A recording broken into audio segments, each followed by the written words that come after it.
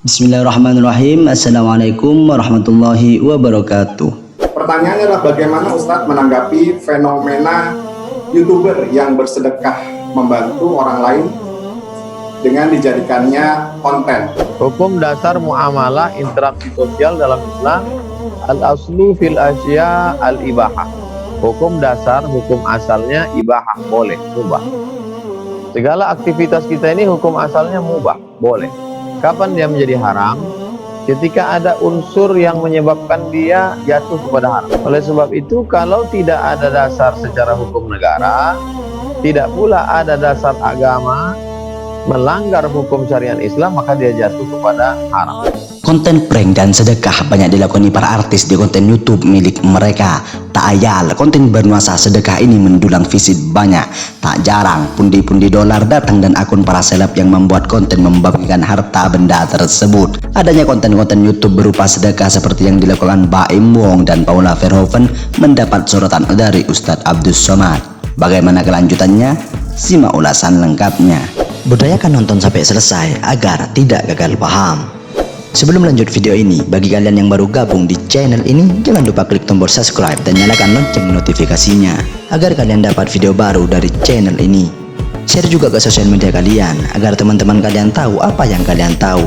Ayo kita bagi informasi penting, berita aktual agar kita bisa memberi manfaat ke banyak orang di dunia ini.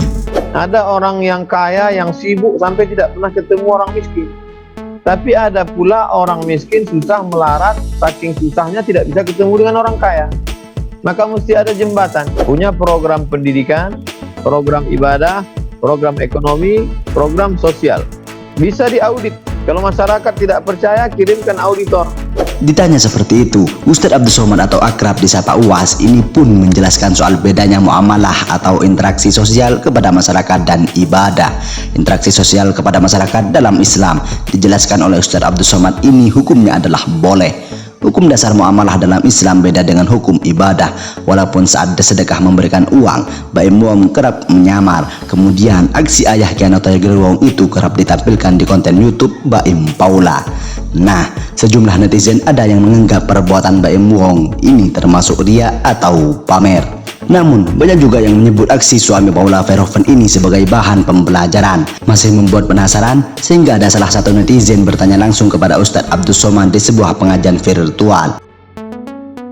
Dilansir dari Ustadz Abdus Somad Official, salah seorang netizen bertanya mengenai hukum sedekah yang dijadikan konten YouTube seperti Baim Wong. Pertanyaan pertama dari Ibu Sastri di Bengkulu, bagaimana Ustadz menanggapi fenomena YouTuber yang bersedekah membantu orang lain dan dijadikan konten?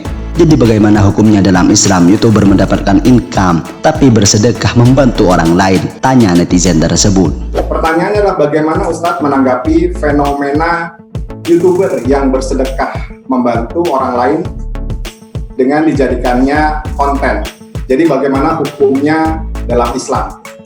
Ya, jadi YouTuber yang mendapatkan income bersedekah membantu orang lain, itu maksudnya. Silakan Ustadz Abdus Somad bisa langsung dijawab. Hukum dasar muamalah dalam Islam beda dengan hukum dasar ibadah. Hukum dasar muamalah interaksi sosial dalam Islam, al-aslu fil asya al-ibahah. Hukum dasar, hukum asalnya ibahah, boleh, mubah. Segala aktivitas kita ini hukum asalnya mubah, boleh. Kapan dia menjadi haram? Ketika ada unsur yang menyebabkan dia jatuh kepada haram. Misalnya ada unsur tipunya. Dibuat satu konten menolong orang, dikumpulkan uang orang banyak, tidak ada transparansi, kita tidak tahu uang itu pergi kemana. Dan di Indonesia ada undang-undang yang bisa mengelola uang masyarakat, itu adalah lembaga yang diizinkan oleh pemerintah. Maka kalau ada seseorang mengelola uang masyarakat sendiri, maka dia bisa dijatuhi hukuman. Interaksi sosial kepada masyarakat dalam Islam dijelaskan oleh Ustadz Abdus Somad ini hukumnya adalah boleh. Hukum dasar muamalah dalam Islam beda dengan hukum ibadah. Hukum dasar muamalah atau interaksi sosial dalam Islam hukumnya dasarnya adalah ibahah atau mubah atau boleh, papar Ustadz Abdus Somad. Akan tetapi, aksi tersebut bisa dikatakan haram jika ada unsur penipuan. Sang Ustadz pun memberikan contoh soal penipuan dalam hal konten YouTube. Kapan dia menjadi haram? Yakni ketika ada unsur yang menyebabkan dia jatuh pada haram. Misalnya ada unsur tipunya. Misalnya dibuat konten menolong orang, dikumpulkan uang orang banyak, tidak ada transparansi, kita tidak tahu uang itu pergi kemana, tutur Ustadz Abdus Somad.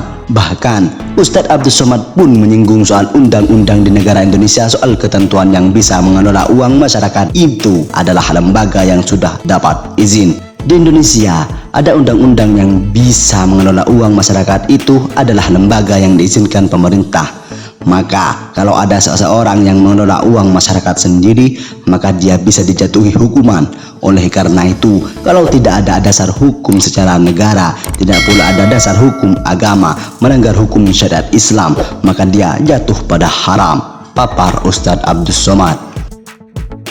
Namun, jika tidak memiliki lembaga berizin tersebut, seseorang bisa menjadi jembatan dalam mengumpulkan uang dari masyarakat dan diserahkan lagi pada masyarakat yang membutuhkan.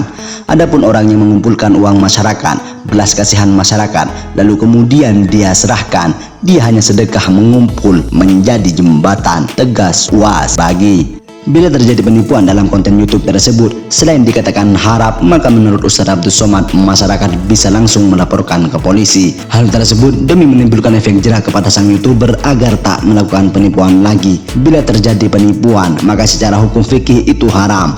Masyarakat bisa mengadu pada pemerintah.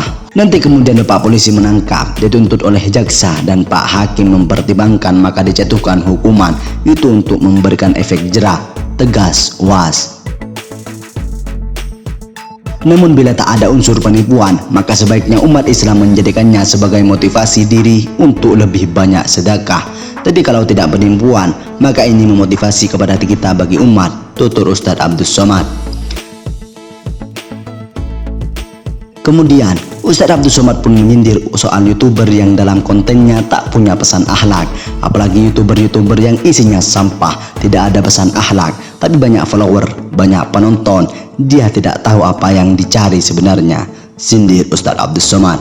Apalagi YouTuber yang isinya sampah, yang tidak ada pesan akhlak, tapi banyak follower, banyak penonton. Kita tidak tahu apa yang dicari sebenarnya. Tapi kalau ada YouTuber yang isinya baik, lalu kemudian hasilnya membantu orang susah, kemudian tidak ada unsur tipu, tidak ada unsur menganiaya orang lain, di dalamnya ada unsur ta'awun, tolong menolong, maka ke dalam Al-Quran kita disuruh wa ta'awanu 'alal birri wat taqwa, tolong menolong dalam kebaikan dan ketakwaan, wala ta'awanu 'alal ismi wal 'udwan, jangan tolong menolong dalam permusuhan dan dosa. Lantas, Ustadz Abdus Somad pun menyebut harus mendukung YouTuber yang isinya membantu masyarakat yang membutuhkan. Pasalnya, Ustadz Abdus Somad menyebutkan adanya perintah dalam Al-Quran soal tolong menolong dalam kebaikan. Tapi kalau ada YouTuber yang baik, isinya membantu masyarakat, kemudian tidak ada unsur tipu, tidak ada unsur menganiaya orang lain, di dalamnya ada unsur ta'awun, tolong menolong, harus didukung. Karena dalam Al-Quran ada kalimat ta'awanu 'alal birri wat taqwa wa la ta'awanu 'alal ismi wal 'udwan. Tolong menolonglah kamu dalam kebaikan dan takwa, dan jangan tolong menolong dalam permusuhan dan dosa. Bisa diaudit dan terdaftar di Kemenhukham, akta notaris. Jadi secara hukum negara legal dan secara hukum agama juga dia sebagai lembaga wakaf, infak, sedekah yang menyalurkan uang umat, dan kita tak ada tipu-tipu. Nah, bila terjadi penipuan, maka secara hukum fikih haram. Masyarakat mengadu kepada pemerintah, nanti kemudian Bapak Polisi menangkap, dituntut oleh jaksa, Pak Hakim mempertimbangkan, dijatuhkan hukuman untuk memberikan efek jerah kalau terjadi penipuan. Tapi kalau tidak, maka ini motivasi bagi umat.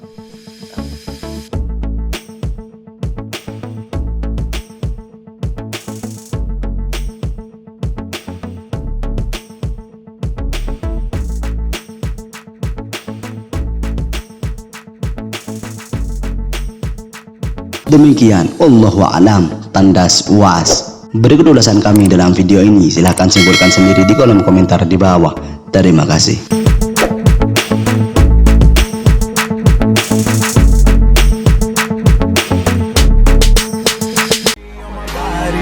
Terima kasih semuanya telah menonton video ini. Jangan lupa subscribe untuk mendapatkan video selanjutnya dari channel ini.